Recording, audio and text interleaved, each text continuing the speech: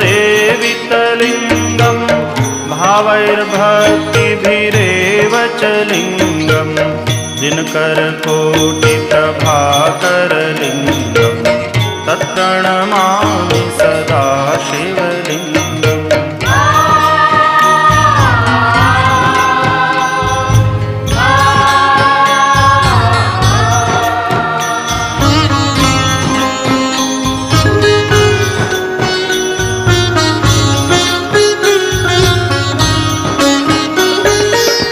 अष्टदलोपरिवेष्टितलिङ्गं सर्वसमुद्भवकारणलिङ्गम् अष्टदरिद्रविनाशितलिङ्गं तत्प्रणमामि सदा शिवलिङ्गम्।